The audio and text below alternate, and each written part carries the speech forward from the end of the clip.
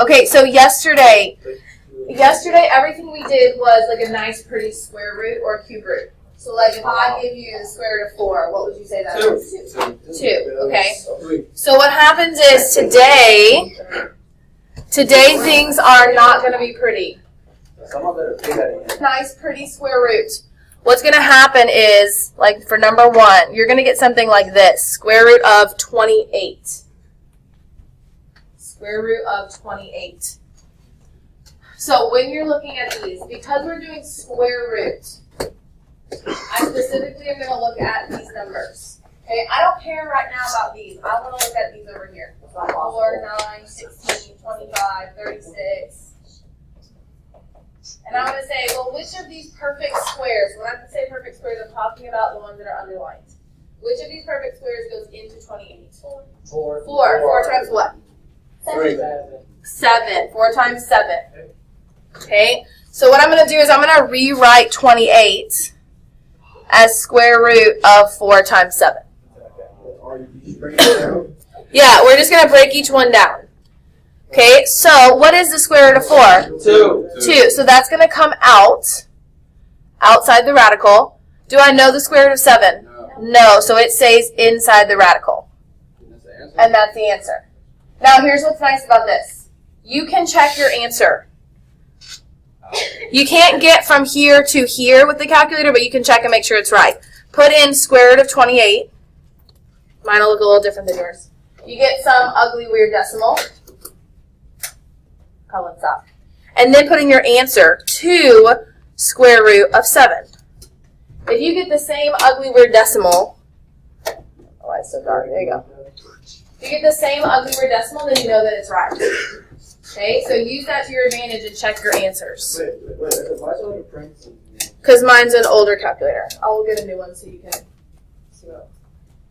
Is this the part where we can't use the calculator? No, that's tomorrow. Why? Yes, I told you already. You can just plug it in your So calculator. that quiz Thursday? Yeah. Friday? I'm going to need to take it Thursday. Okay. So I'm not going to be here Friday. Yeah, I need to take it Thursday too. Okay, number 2. Let's try another one. I think my next one is 48. Square root of 48. Now, what I want you to do, I want you to take 48, I want you to make your factor chart like we did in the last chapter. It's nothing to do with factoring, but I want you to make your factor chart. And I'm going to show you why. I'm going to do it up here so you guys can see a little bit. 48. Start with the lowest one. 1 times 48. 2 times what? 24. 3 times? Nothing. 16. 16. Look, so far, is there a perfect square here? No. Here? No. Here? No. Yes. Yeah. Okay, so what happens is if you take 48 and you're like, oh, well, I know 4 goes in. Okay, 4 times what is 48? 12. You could do, I could split it out to be 4 times 12. The problem is you're going to have to do more work if you do this. If you do your factor chart, it's going to give you the biggest one and you're going to see it. So this is what I'm going to use to split up 48.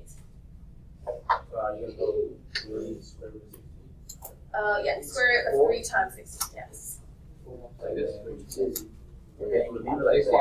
then you take, no, not 16 on the outside. What's the square root of 16? 4. Yeah. 4. Yes. So I write 3 times 16. The square root of 16 is 4. So that moves on the outside. So 4 square root of 3. Okay, and let's check it. Square root of 48, and then 4 square root of 3. So same exact weird ugly decimal, so you're good to go.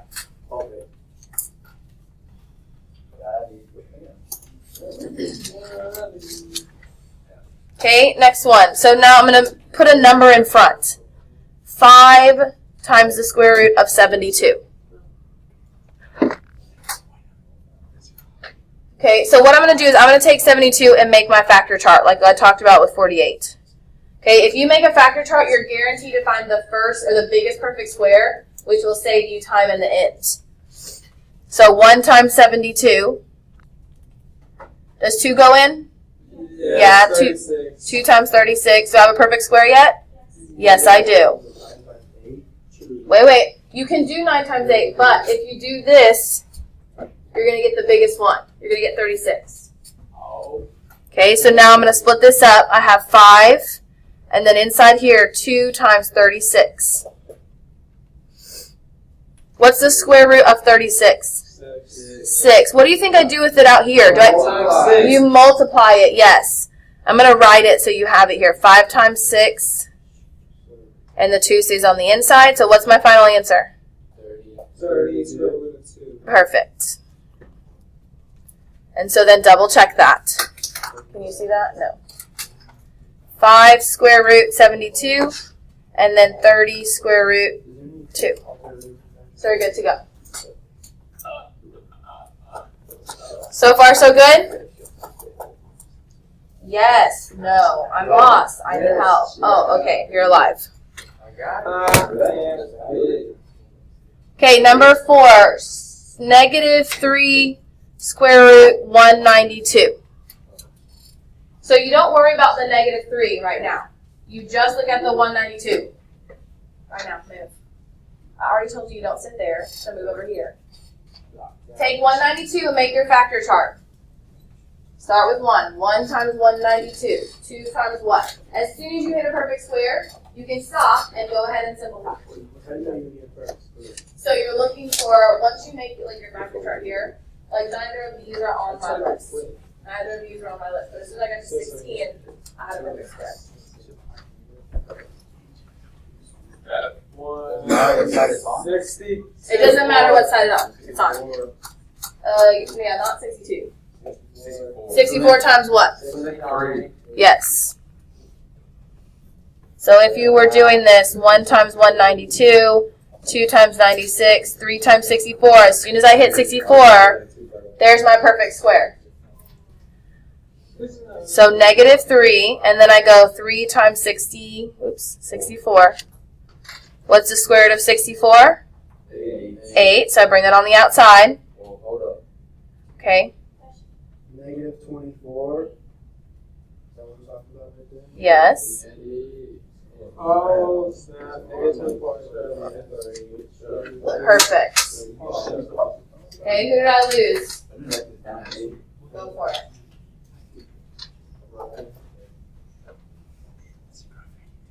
Digging that stuff. Yep. So then basically,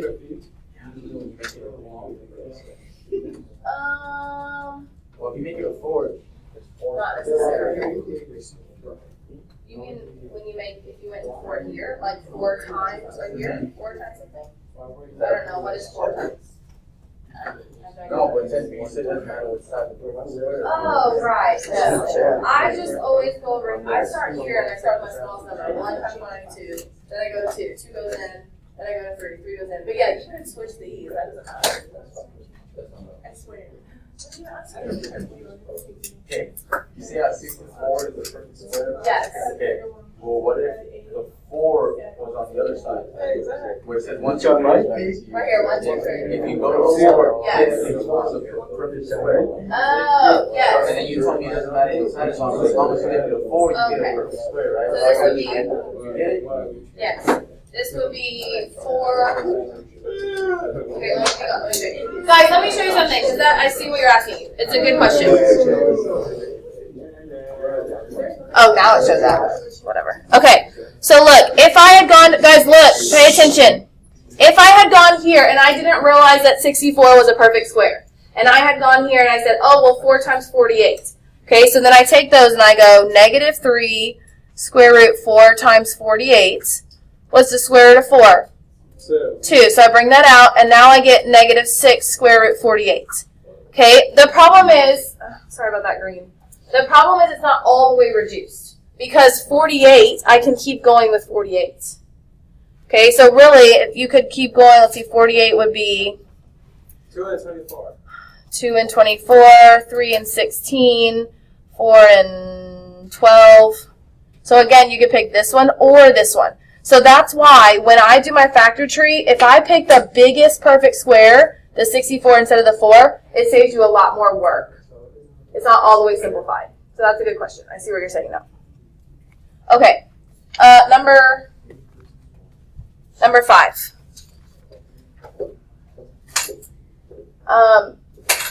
Tyler, can you go pick up the eraser and erase that green spot?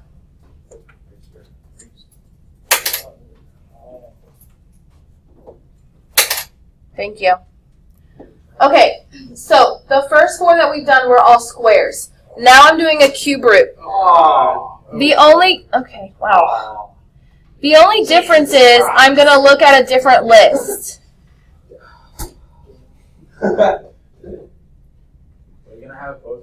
Yeah, you'll have all these lists. Okay, so instead of looking at my squares, I'm going to look at my cubes, which is nice because you have way less. Look how many are up there. You have 4 compared to your squares. You have quite a few squares. Okay, so if you list your factors of 32, 1 times 32, what else? 1 times 32, 2 times 16, 3 doesn't go in.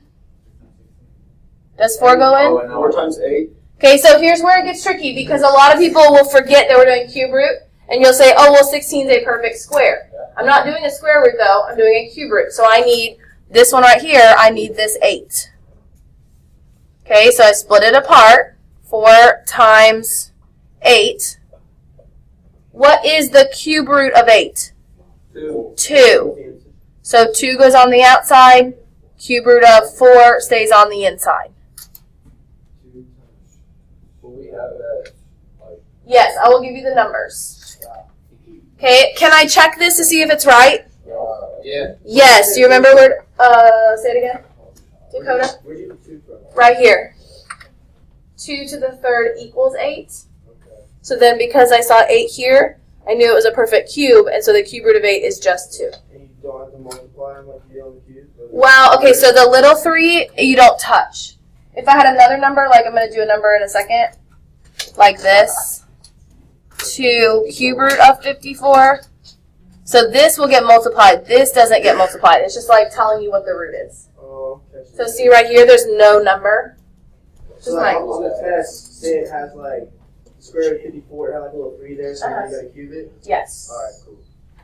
Okay, so let's do another cube one. Number 2. Sorry, number 6. 2 cube root of 54. So I take 54 and I want to do my factor chart. 1 times 54. Does 2 go in? 2 times 27. Do I have a perfect cube yet? Yes, I do. I have 27. Come back up here, right here. So I go 2 cube roots of 2 times 27. What is the cube root of 27? 3. So I pull that out here. So what's on the outside? 6. And what's on the inside? 2.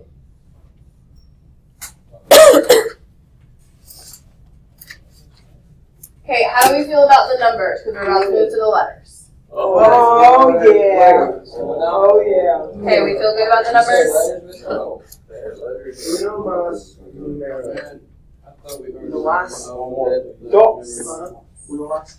Okay, so yesterday, if I gave you square root of x to the 10th, what is the little root number? 2. A 2. What did we do with these 2 numbers? We divided them.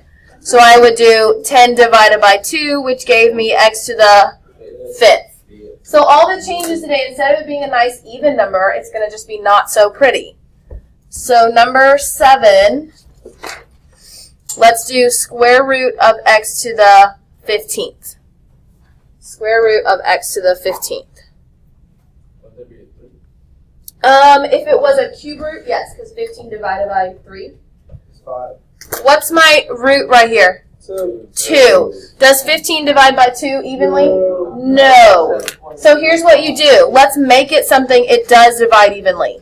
If I take my square root, and since this is even, I want to split this up into an even number. So I go to the one right underneath it.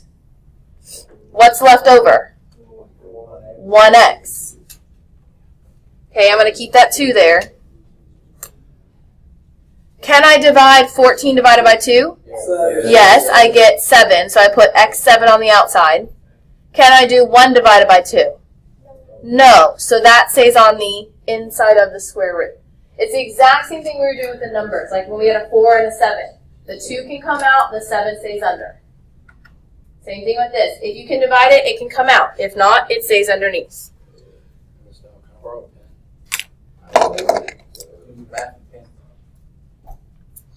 Okay, let's try another letter one.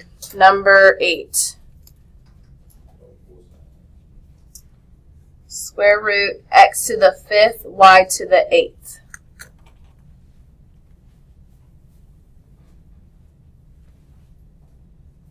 Can I divide the x's evenly? Yes or no? What's my root?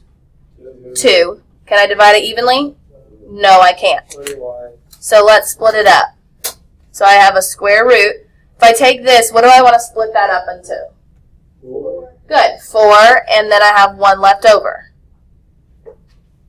Can my y's divide evenly? Yes. So I'm just going to leave them for a second, or you can move it out, whichever way you want to do it. So if I divide this one, x to the 4th, what comes on the outside? X squared. Good. If I divide the y, what comes on the outside? Y to the 4th. And what's left on the inside? Good, just square root of x. So these are tricky because you can't check them in your calculator. So that's why you just need practice on the letter ones. They're not horrible. Okay, I just have 2 more for you. Number 9, cube root of a to the 3rd, b to the 8th. Just 2 more, guys. Right, so instead of just splitting it in half, dividing it by 2, I'm just dividing it by 3. So it doesn't really change a ton. Does this one divide evenly, my A? Yeah. How about my B? No. So what can I split that B into? Good. B6, and what's left over? 2. Good job, guys. So when I bring the A out, what do I get? 1. Right, A1. If you want to put the 1, you can. You don't have to. If you take the B out, what do you get? B2. And what's left on the inside? B2.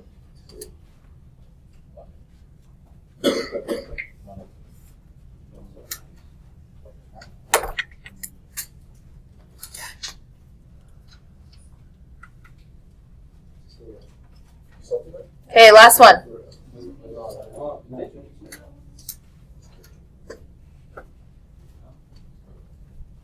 So the only other types are now they'll put the numbers and the letters together. Okay, numbers and letters together.